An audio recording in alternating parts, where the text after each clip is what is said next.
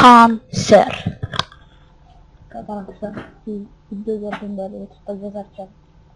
Kanalın adı Ömer Faik Yeşil Sefer. Resim görüyorsunuz zaten. Şöyle bir için anlaşılıyor. Bir bakalım video. Video 10 dakika 0 saniye 1 saniye.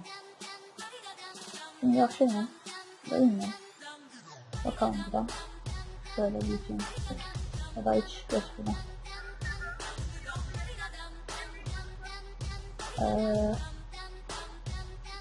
Görüyorsunuz var. Göstereyim şu an hadi. 9.20'de başlamıştı. 9.20'de başlamıştı. 9.40 diye bitiyor. Zorunlarına orta olduysa dakikası 10 dakika 1 saniye. Videoda öyle bakalım. YouTube'dan çektiğim ilk para. Açıklamadan yazıyor. Açıklamada İngilizce yazıyor. Şöyle bölüm var.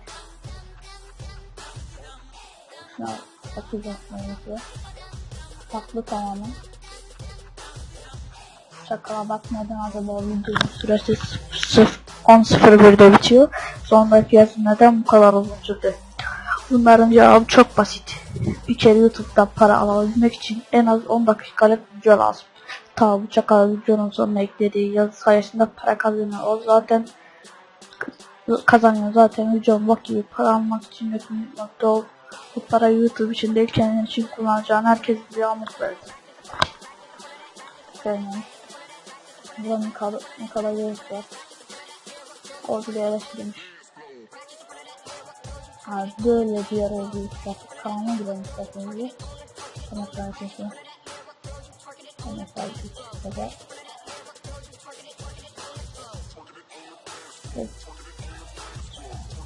kardeşim için 200 liralık seçer kaldı. Şimdi 200 lira çarpı dakika nasıl yaşar?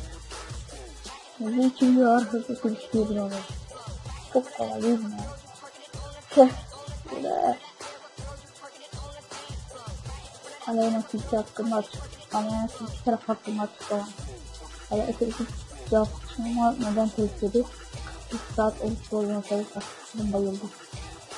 Ekip kusura bakmayın.